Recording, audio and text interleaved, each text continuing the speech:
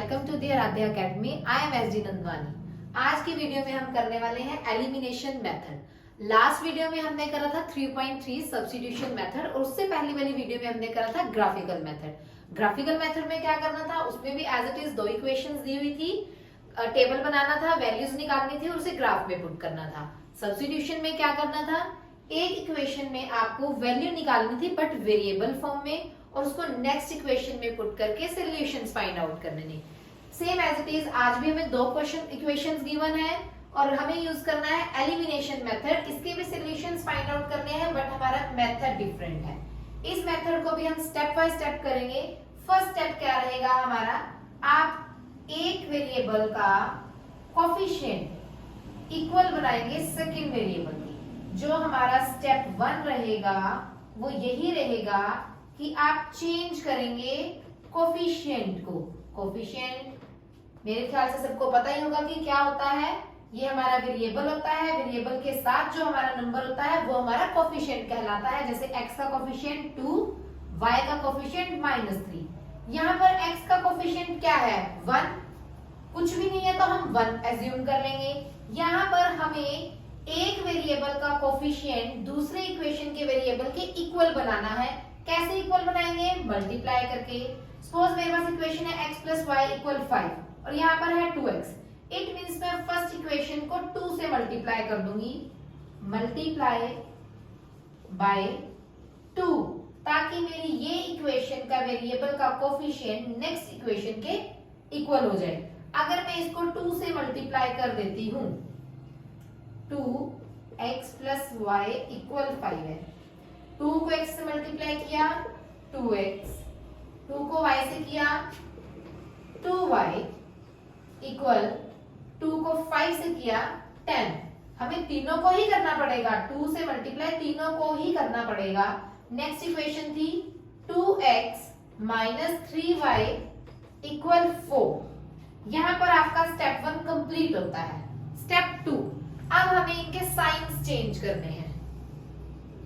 आपको last sign देखना है, क्या है यहाँ पर, कौन सा साइन है, कोई भी नहीं, तो इट मींस हम प्लस एज्यूम कर लेंगे। अगर ये पॉजिटिव है तो इसका अपोजिट कर देंगे, या नेगेटिव हो जाएगा। नेगेटिव है तो इसका अपोजिट पॉजिटिव हो जाएगा, पॉजिटिव है तो इसका अपोजिट नेगेटिव हो जाएगा। अब साइंस को कंपेयर करना है। कंपेयर कैसे करेंगे, आपको जो मिडिल साइन है उसे इग्नोर करना है, सिर्फ फर्स्ट वन और लास्ट वन कंपेयर करना है। प्लस माइनस माइनस ये आपका कैंसिल हो जाएगा, प्लस प्लस प्लस 5y। बीच वाला साइन हम इग्नोर करेंगे। अब ये इसका साइन नहीं है, इसका साइन प्लस है। 10 और 4 प्लस माइनस माइनस, 10 में से 4 गया 6। y की वैल्यू आ गई 6/5।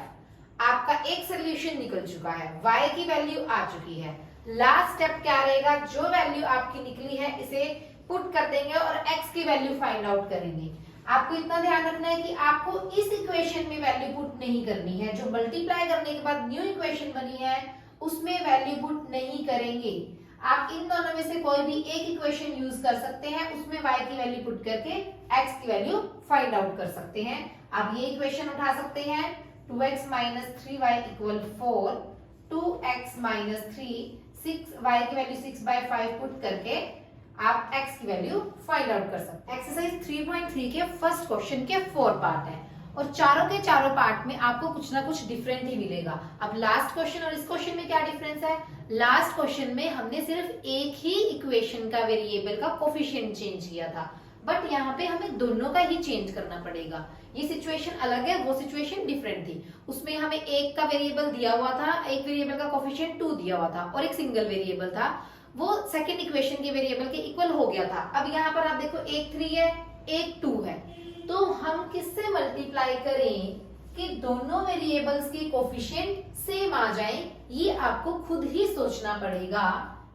फॉर एग्जांपल अगर मैं इसको 2 से मल्टीप्लाई कर दूं, इसको 3 से मल्टीप्लाई कर दूं, तो दोनों वेरिएबल्स के कोफिशिएंट सेम आ जाएंगे। ये आपको खुद ही देखना है। जब भी आप क्वेश्चन करोगे, स्टार्ट करोगे एलिमिनेशन मेथड के लिए, आपका पहला स्टेप यही रहेगा कि आपके कोफिशिएंट सेम होने चाहिए, इक्वल होने चाहिए। वो आपको कैसे बनाने हैं, मल्टीप्लाई करके किसी ना किसी नंबर से।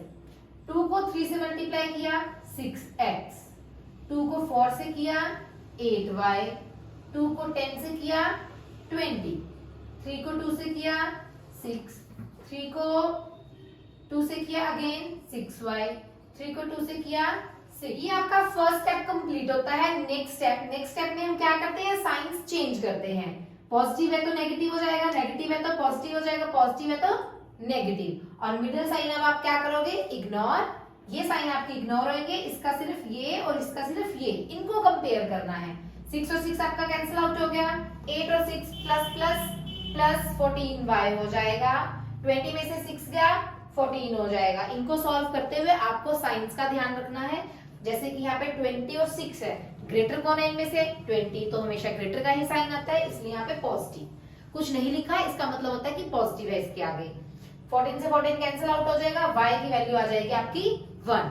अब आपको ध्यान रखना है कि इस वैल्यू को आपने पुट करना है x की वैल्यू फाइंड आउट करने के लिए, बट आप इन इक्वेशंस में पुट नहीं करोगे, ऑल्ड वन में ही करोगे। हम कोई भी इक्वेशन उठा लेते हैं, 3x + 4y = 10, 3x + 4y की वैल्यू है मेरी 1 = 10, 3x + 4 = 10, 3x 10, 4 आपका यहाँ आ जाएगा, 3x 6, x की वैल्यू आपकी आ जाएगी 2। नेक्स्ट है third part of first question. इसमें कुछ भी डिफरेंट नहीं है, सेम एज इट इज ही करना है आपको, बस इसको इक्वेशन फॉर्म में ले आना है। वैसे तो ये अभी भी इक्वेशन है, बट सही वेरिएबल को सही प्लेस पे लेके आना है। 3x - 5y -4 है, कांस्टेंट टर्म कहाँ होती है, इक्वल के उधर, -4 वहां जाके +4 हो जाएगा। इट मींस ये सिंपल इक्वेशन बन जाएगी 3x - 5y = 4।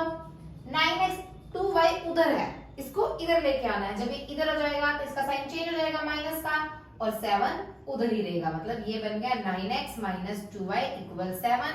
ये आपकी सिंपल इक्वेशंस बन चुकी हैं। You can solve it by using elimination.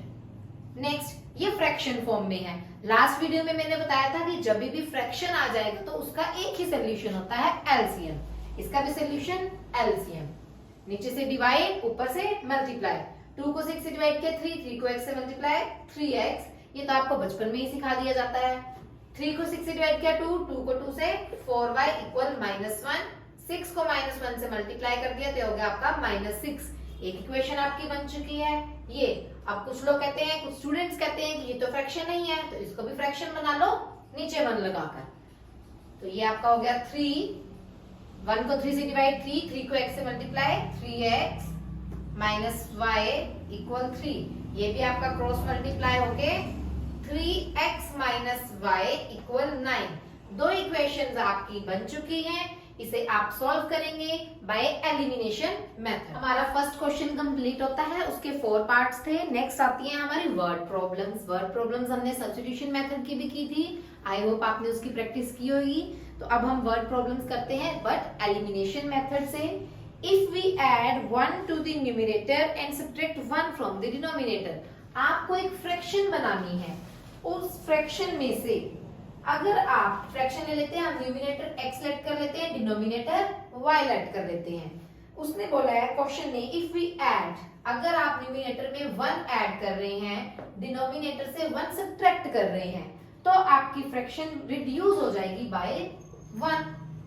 Second condition में वो कह रहा है it becomes 1/2 only, it becomes 1/2 only if we add 1 to the denominator. Numerator की कोई बात ही नहीं हुई तो एज इट इज आ जाएगा x।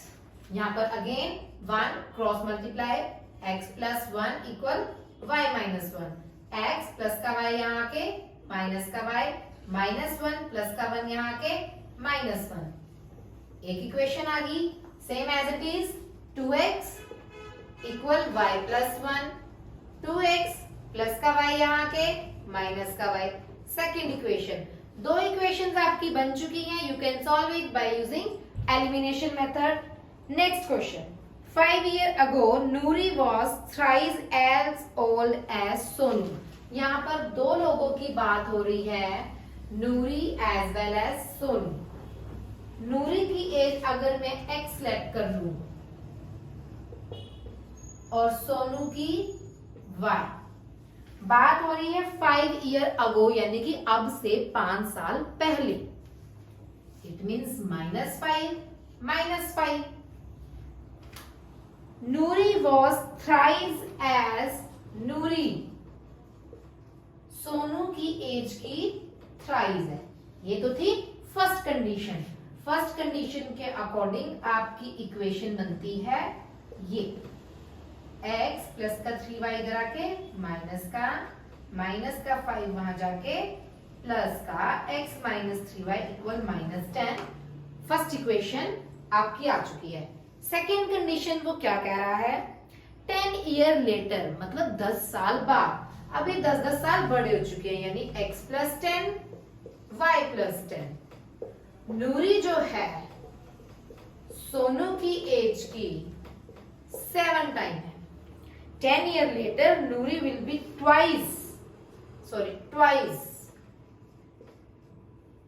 as old as Sonu। x plus 10 2y plus 20, x plus का 2y यहां आके minus plus 10 -10 x minus 2y equal 10। दो इक्वेशंस आपकी बन चुकी हैं। इसे भी आप सॉल्व करेंगे by using elimination method. Next है, ये क्वेश्चन बहुत इंपॉर्टेंट है। The sum of digit of 2 digit number is 9। Sum means plus, 2 digit लो x एंड y, उनका सम 9 है। The sum of digits of a 2 digit number is 9 and also 9 times this number is twice the number obtained by reversing the order। जब आप ये word देखेंगे reversing the order, उसमें आपको एक step हमेशा याद रखना है कि एक बार अब आपको x वेरिएबल से 10 को मल्टीप्लाई करना है, एक बार आपको y वेरिएबल से 10 से मल्टीप्लाई करना है। Reversing the order of digits find the number. तो एक बार मैंने इसको 10 से मल्टीप्लाई किया, y को x एज इट इज रखा। एक बार मैंने x को मल्टीप्लाई किया तो y एज इट इज रखा। ये आपको हमेशा ध्यान रखना है, जब भी रिवर्सिंग द ऑर्डर की बात होगी, रिवर्सिंग द ऑर्डर, तब आपको हमेशा एक बार x वेरिएबल से 10 को मल्टीप्लाई करना है, एक बार y वेरिएबल को। जब इनको मल्टीप्लाई करेंगे तो second variable as it is आएगा। नेक्स्ट वो कह रहे हैं कि ये नंबर 9 टाइम है twice of another.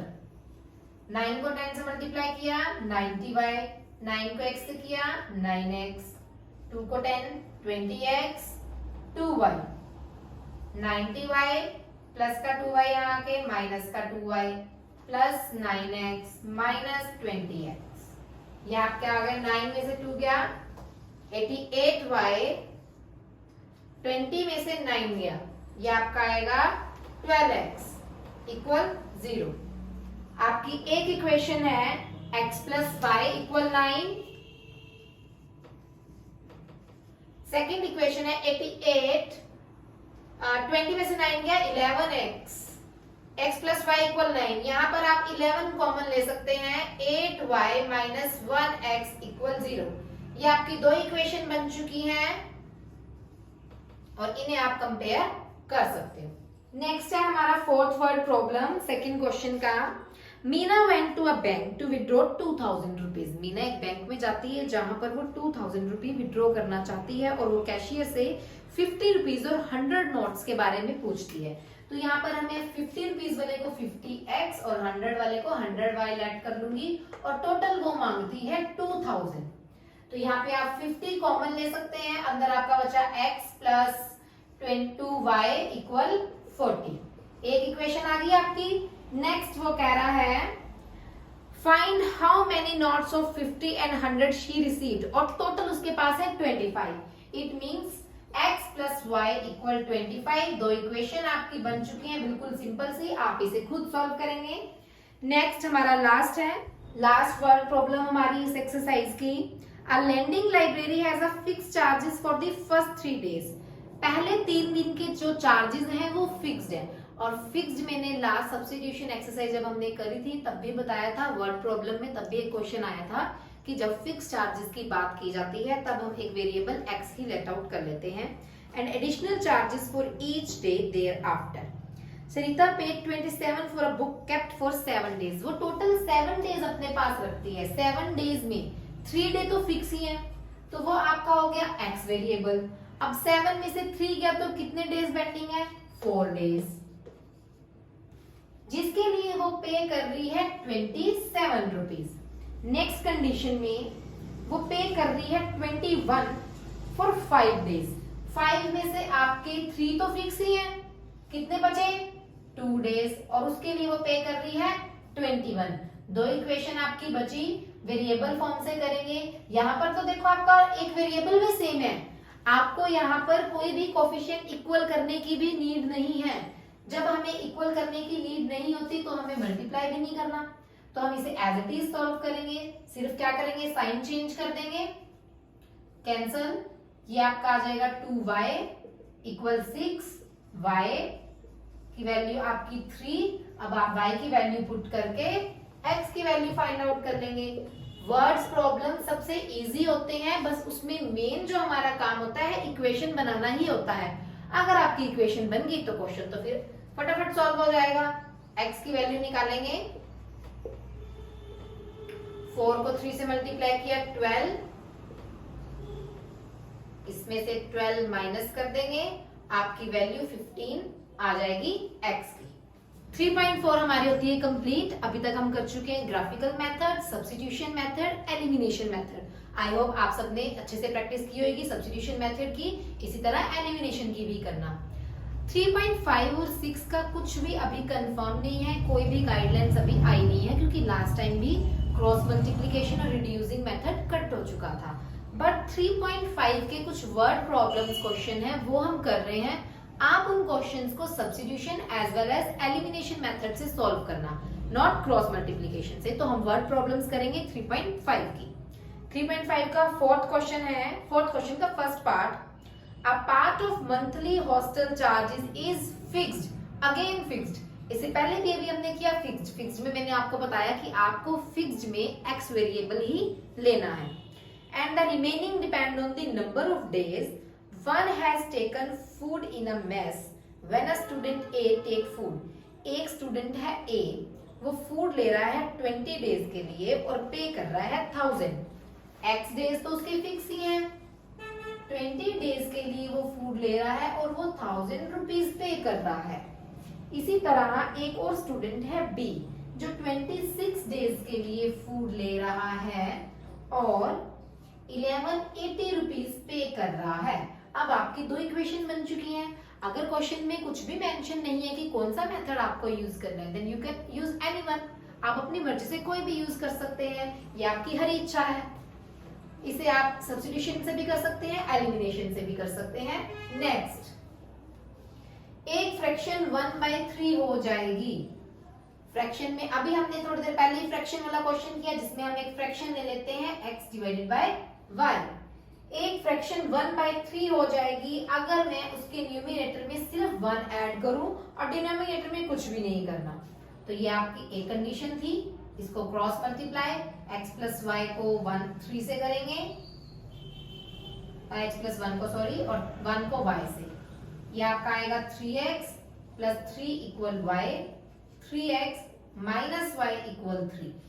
Second condition क्या कह रहा है? सेकेंड कंडीशन में कह रहा है कि आपकी फ्रैक्शन 1/4 हो जाएगी अगर आप 8 ऐड कर रहे हैं डिनोमिनेटर में। Again cross multiply, 4x equal y plus 8, 4x plus का y यहाँ के माइनस का y। दो इक्वेशन आपकी बन चुकी हैं, you can use any method. Next, Yash ने स्कोर किए हैं 40 marks total in a test, getting 3 marks for each right answer and losing 1 mark for each wrong answer। आप right के लिए x सेलेक्ट कर लो, wrong के लिए y, यानी 3x 1y total 40।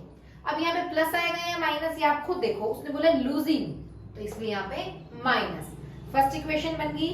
Second, head 4 has been awarded for each correct answer।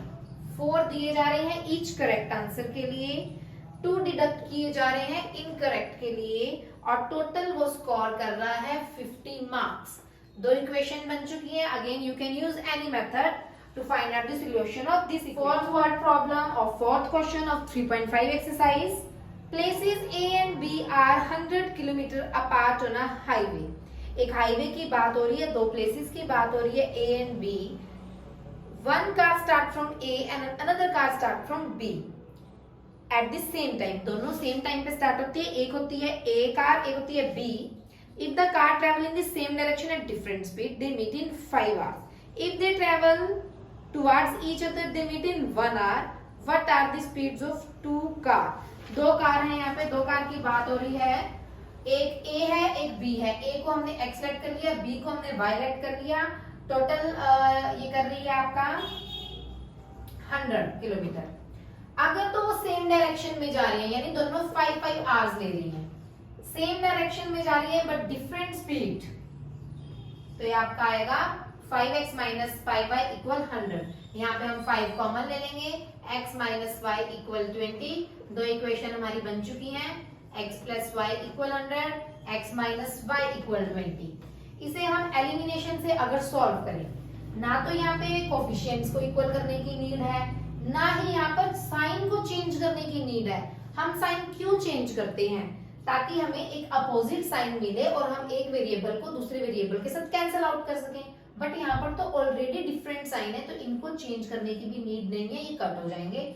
1x 2x equal 120, x equal 120 divided by 2 60 आ जाएगा. x की value put करके आप y की वैल्यू फाइंड आउट कर सकते हैं. Last question of this exercise and last word problem of fourth question. Most important question, ये बहुत बार बोर्ड में आया भी हुआ है. The area of rectangle gate reduced by 9 square units. यहाँ पर रेक्टेंगल की बात हो रही है, तो सबसे पहले हमें एरिया ऑफ रेक्टेंगल, क्या फॉर्मूला होता है एरिया ऑफ रेक्टेंगल का?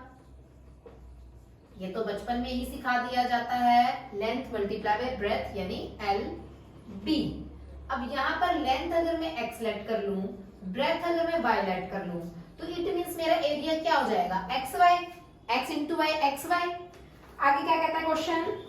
If the length is increased by 5 unit and the breadth is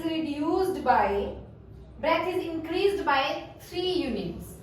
Again I am repeating, if the length is reduced by 5 units, length आपकी 5 यूनिट रिड्यूस की जा रही है, breadth आपकी 3 यूनिट इंक्रीज की जा रही है, तब आपका एरिया जो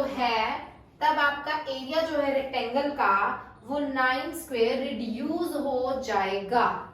फॉर्मूला लगाते हैं, length multiply by breath equal LB. ये होता है हमारा, लेंथ मेरी क्या है? x माइनस 5, ब्रेथ मेरी क्या है? y plus 3 equal length multiply by breath. ये हमने निकाला x y माइनस 9 की, जो मेरा एरिया है वो 9 स्क्वायर मीटर यूनिट्स रिड्यूस हो जाएगा अगर ये सब होता है. तो अब यहाँ इक्वेशन बनाते हैं, x को मल्टीप्लाई करेंगे y प्लस 3 से. ये मोस्ट इंपॉर्टेंट क्वेश्चन है, बहुत बार आया हुआ है एग्जाम में. ये किसी भी मेथड से वो सॉल्व करने के लिए बोल सकते हैं, और अगर वो कोई मेथड मेंशन नहीं करते हैं तो आप अपनी मर्जी से कोई भी मेथड यूज कर सकते हैं. -5 को मल्टीप्लाई करना है y प्लस 3 से equal x minus y equal 9. x को y से किया xy, x को 3 से किया 3x, 5y, 5 को 3 से किया. यहाँ पर देखो बाहर माइनस है, अगर बाहर माइनस है तो इट मीन अंदर जितने भी साइंस हैं वो चेंज हो जाएंगे. माइनस है तो प्लस, प्लस है तो माइनस. ये हमारा -15 हो जाएगा. xy माइनस 9, xy से xy हमारा cancel. 3x minus 5y minus 15, minus का 9 यहाँ के प्लस का 9. ये हमारी इक्वेशन बन जाएगी 3x माइनस 5y. 15 में से 9 जाएगा -6, जो कि उधर जाके +6 हो जाएगा. ये हमारी एक इक्वेशन बन चुकी. इसी तरह सेकंड कंडीशन उसने बोली हुई है, अगर मेरी लेंथ 3, ये सेकंड कंडीशन है, यहाँ लिख लो सेकंड कंडीशन. अगर मेरी लेंथ 3 इंक्रीज हो रही है और ब्रेथ 2 इंक्रीज हो रही है, तो मेरा एरिया इंक्रीज हो जाएगा 67 यूनिट से.